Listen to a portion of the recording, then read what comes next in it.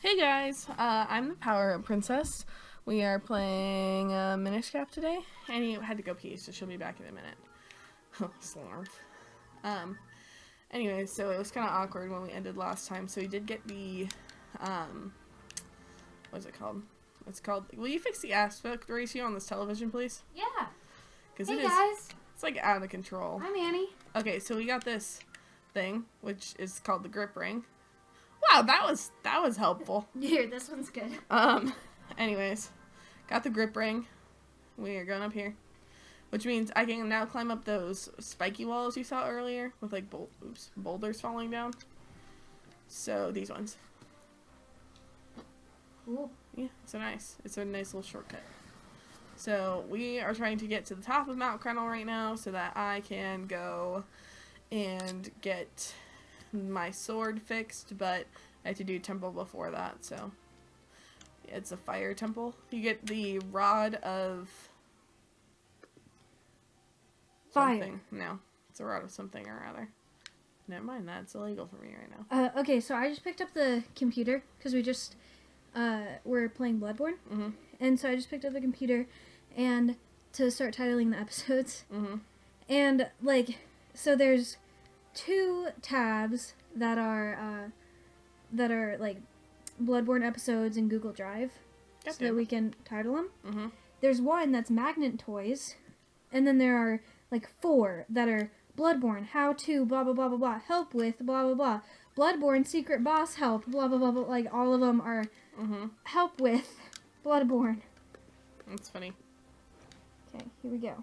All right. So I gotta go in this cave over here. Is this episode 8 of Minish? Yes, that is correct. Okay. Alrighty, so I'm going in here. Remember when we found out that we could pick up signs? It was crazy town. It was great. Okay, so I'm a little bit lost, but we're gonna work on that, so. I remember being here. It's really easy when you're not playing to zone out. Yeah, it is. It is super, super easy. Yeah. Like, incredibly easy. Especially, like, that's why when I started playing Bloodborne, I did not remember anything. Because the beginning episodes of our Bloodborne playthrough, you could care less what we were doing. Yeah. Like the first 30. You couldn't care less, actually. Yeah. But I did end up caring. What the fuck? Those look like clay. They do not look like they should be in this game. Those? Those things that were in the cave. They turn into spikes. In the cave? Those jelly things? Did you not? Are you paying attention? No. Look, watch. Oh, yeah, look. They look weird, yeah. Surreal. They don't look like 8-bit. No. Yeah. Is that what this is? Game Boy Advance. No, it's like... It's Game Boy Advance graphics. Very, very cute. But a mixture of realism and cartoon stuff. Yeah. What's the difference between 8-bit and 16-bit? I never know. The number of pixels. Well, yeah, I know that. Okay. But, like, okay, I'm looking it up so I can see the difference. Okay. Okay, I'm really fucking... Where the fuck? I'm gonna cry. So, but how do they know? Because obviously 8-bit isn't 8 pixels. No, but... So, 8-bit is more... So, it's more blocky, right? Yeah. So if you think about a square, right? And if it's divided into... So, say that you can have... Say you're drawing something, okay? And you can draw it with 8 squares or 16 squares. The 16 square one is going to be more high def, right? Right. That's the difference. Yes, I know. Yeah? Got it. Got that. Yes.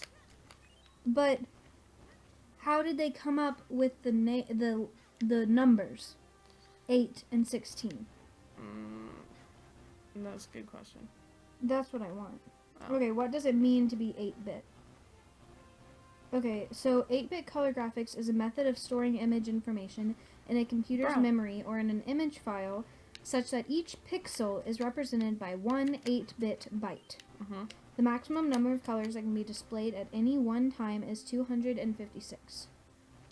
Okay. Okay, look how fast I go upwards, and then look how speedy I am sideways. Oh my goodness. I'm like a little spider.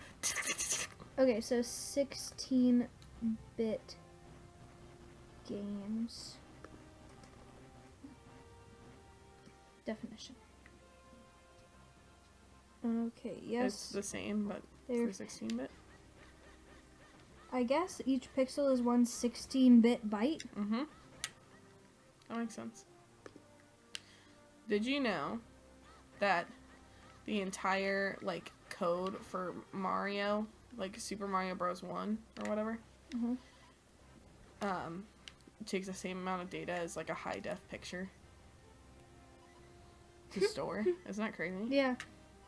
Okay, so the size of the register determines how large of a number the system can work with. Natively, Sorry about the beeping, guys. Natively, it's possible to work Damn it. around this, but if it blah blah blah. It also determines how many different colors the system can display at a single time, and perhaps most importantly, it determines how many different operations the processor can actually have. For an 8-bit system, the number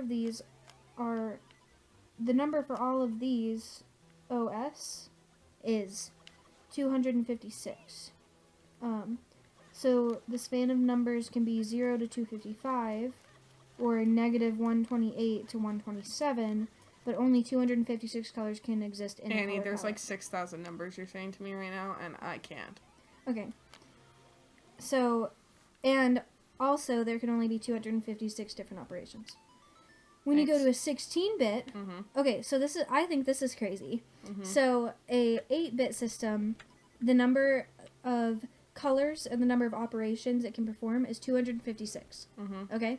A 16-bit is 65,536. And a 32-bit is over 4 billion. That's because of the fucking, it's exponential. I know. It doesn't just double. I know.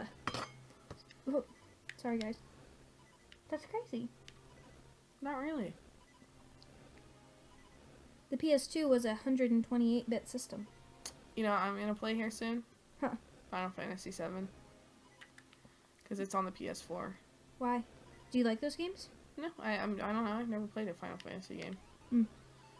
I don't think I'd like them. But Final Fantasy, yeah, you also don't like.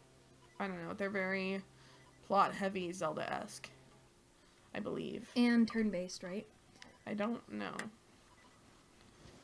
I'm reading the book right now called Console Wars. Have you heard of that? No. It's really good. Oh, it's about different consoles, I would Sorta. assume. It's about Like what happened when they were formed. no, not really. So Alright. it's mostly about Sega and Nintendo. That's what yeah. Okay. So it's about those two companies and how they fought and how like Sega became a thing, and then it's also about like the crash of the video game industry and how they got saved from that and blah blah blah, like how they managed to avoid that and whatever. And so right now I'm just like I'm almost 100 pages into it. I'm not that far into it. It's a 500-page book. And it's like Nintendo just got pretty big. They just released the NES, and now they're about to release the Genesis. Sega is, and that's where the timeline is right now. And Sega still kind of sucks. Like nobody knows who they are. It's really good, and you guys should read it. It's 500 pages, but it's good. It's not that many. Yeah, but like for people who don't read, 500 pages is a lot. I guess. And it's nonfiction, and I don't even know where they're gonna go in the next 500 pages. Well, probably. I would imagine that it's gonna expand beyond just Sega and Nintendo. No, the front of the book says Nintendo and Sega, That's wild. and the battle that defined a generation. No thanks. I don't want that. That book? No, I don't want to read I'll just read the wiki article on it. Why the fuck would I read 500 pages about it? It's good. Like it's told from like a story point of view. Yeah. So it's not like a history book. Like I don't feel like I'm reading text. Yeah. I feel like I'm reading a story. Thank fucking God. What? I got a heart. Oh, that's good. It's really fucking annoying. I want to try. No. Eventually. No. Why? Because I like to play this game. Okay. I mean, you tried Bloodborne. Yeah, but I also played Bloodborne and bought it on my own. So I need to go out and buy Minish Cap and play it myself. And then you'll let me play? Sure.